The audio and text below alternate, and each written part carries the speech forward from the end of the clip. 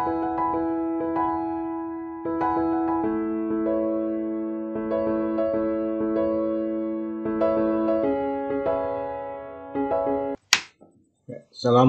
warahmatullahi wabarakatuh. Selamat pagi semuanya, salam sehat, salam sejahtera bagi kita sekalian.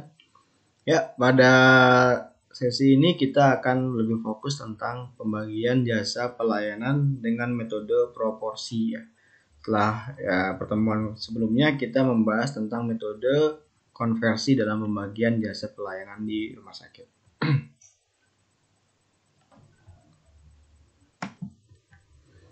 Ya, pada prinsipnya pembagian jasa pelayanan ini merupakan pengembangan dari metode konversi ya. Metode konversi dirasa kurang adil karena relatif value unitnya, maka seluruh komponen dihitung tanpa membedakan apakah komponen itu merupakan jasa sarana ataukah jaspel. Yang dibagikan hanya jasa pelayanan, sedangkan jasa sarana tidak dibagikan namun menjadi pendapatan operasional rumah sakit. Seharusnya yang dilakukan perhitungan RVU hanyalah yang komponen jaspelnya saja. Ya, ini merupakan perbedaan metode konversi dan metode proporsi ya. Konversi 2 langkah, sedangkan proporsi 3 langkah. Ada penambahan 1 langkah sebelum di tahap pertama di konversi ya. Ya, di tahap proporsi ini ada tambahan, yaitu sebelum melakukan konversi melalui perhitungan RVU, dia melakukan perhitungan proporsi jaspel dari nilai klaim. Sehingga perbedaannya terlihat ya, ini dia memulai di awal untuk melakukan proporsi terlebih dahulu dengan jaspel dari nilai klaim yang disetujui oleh BPJS Kesehatan. Ya, untuk metode konversi ini seluruh komponen pada lembar tagihan jasa sarana dan jaspel dilakukan konversi untuk menghitung RVU masing-masing komponen. Sedangkan pada metode proporsi ya hanya komponen penyumbang jasa saja, jasa pelayanan saja yang dilakukan konversi untuk menghitung RVU masing-masing komponen tersebut. Ketentuannya untuk metode proporsi ini, proporsi adalah tahapan menghitung proporsi jasa pelayanan yang akan ditetapkan dan dijadikan dasar perhitungan secara tetap atau fix proporsional. Proporsi jasa pelayanan diambil dari nilai klaim yang diajukan oleh rumah sakit dan disetujui oleh BPJS Kesehatan berdasarkan berita acara klaim untuk setiap klaim yang diajukan. Besaran proporsi jaspel dari nilai klaim mengacu pada 3 ketentuan, yaitu Permenkes nomor 28 ya tahun 2014 tentang pedoman pelaksanaan program jaminan kesehatan nasional. Yang kedua adalah Permenkes nomor 12 tahun 2013 tentang pola tarif BLU rumah sakit di lingkungan Kemenkes. Dan yang ketiga adalah Permenkes nomor 85 tahun 2015 tentang pola tarif nasional rumah sakit. Berdasarkan 3 di atas, jaspel dari nilai klaim bisa ditetapkan oleh RS pada rentang nilai antara 30 sampai 50%. Ya, tahapan perhitungannya ya kita lihat di sini yang membedakan menjadi 2 ya. Pertama ini tentukan besaran proporsi jaspel dari jumlah pembayaran klaim yang disetujui oleh BPJS Kesehatan. Konversikan komponen tersebut ya. Hitung RVU-nya, tentukan nilai tarif inasi bijis yang berlaku dari diagnosa, konversikan RVU dalam tarif inasi bijis, rumuskan tabel distribusi jasa langsung dan juga tidak langsung, distribusikan dari persentase menjadi sebuah satuan rupiah ya. Selesai. Kita lihat ya, contohnya adalah tahapan perhitungan proporsi kasus rawat jalan. Ya, saya mengambil dengan diagnosa yang sama, yaitu kode Q5440 ya, penyakit kronis kecil di kelas RS kelas B dan juga regional 1. Nah, kita ambil saja, ini kan ada ketentuannya 30 sampai 50% dari tarif inasi bijis ya. Kita ambil tengah-tengah saja, maka dari itu kita kalikan 40% dengan 220.400 menjadi Rp88.160. Setelah itu tahapan selanjutnya sama dengan metode konversi, namun yang diambil hanya jaspelnya saja, sedangkan jasa sarana tidak diambil ya. Dari perhitungan di atas kita ambil bahwa jasa pelayanan dokter 30.000, sarananya tidak bisa dihitung. Jasa pelayanan pemeriksaan rutin 10.000, pelayanan pemeriksaan ronsen 40.000 dan obat ini 0 ya. Sehingga total jasa pelayanan sebesar Rp80.000. Nah, untuk tahapan perhitungan selanjutnya adalah hitung RVU-nya. Kita samakan dengan yang metode konversi tadi ya. 30.000 dibagi 80.000 ya.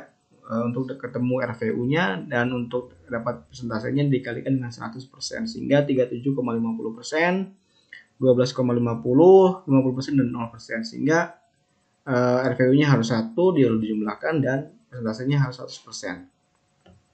Ya, kita lihat di sini.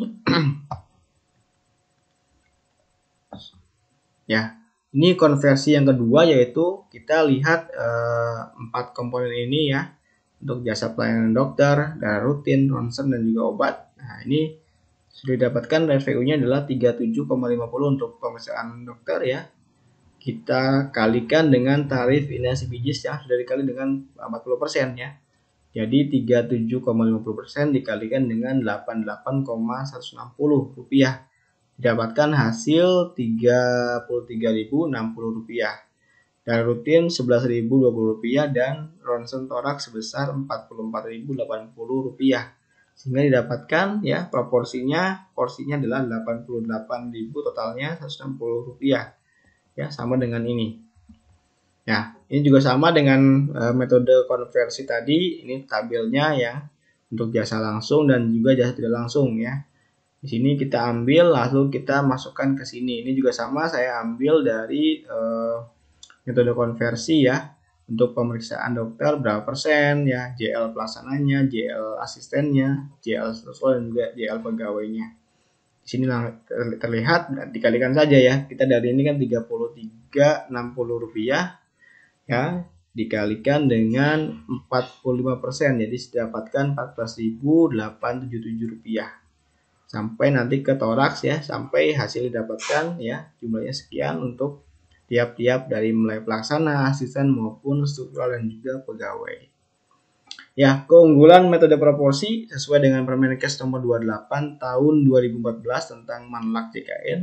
Ya, jasa pelayanan adalah 30-50% dari total pendapatan Vaskes yang memberikan layanan program JKN, yang artinya proporsi jasa pelayanan diambil dari nilai klaim.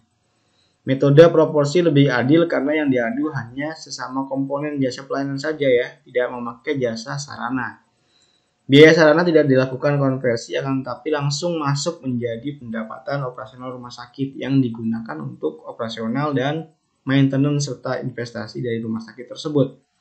Adanya perbedaan jumlah tagihan dengan besaran nilai klaim akan tidak langsung dirasakan dampaknya terhadap jasa pelayanan dibandingkan dengan tadi metode yang konversi tadi ya.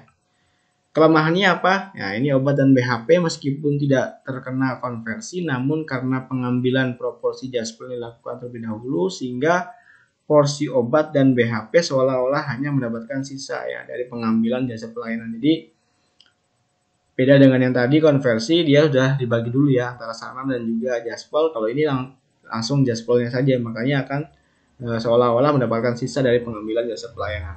Hal ini berarti bahwa obat dan BHP belum dialokasikan secara real cost ya, masih secara prediksi saja, sehingga masih ada kemungkinan surplus ataupun nombok dari obat dan juga BHP. Jasa sarana termasuk obat dan BHP yang belum diberikan real cost-nya, maka masih memungkinkan terjadinya surplus atau defisit pada beberapa titik. Hal ini membuat mekanisme kendali dan monitoring oleh manajemen masih relatif sulit dan menyebabkan analisa yang kurang valid. Ya, metode yang manakah yang paling ideal ya? Berdasarkan pengalaman, analisa, dan juga praktek di lapangan, maka metode proporsi yang paling mendekati daripada ideal. Dengan catatan bahwa obat dan BHP diberikan secara real cost dari besar nilai klaim yang disetujui ya.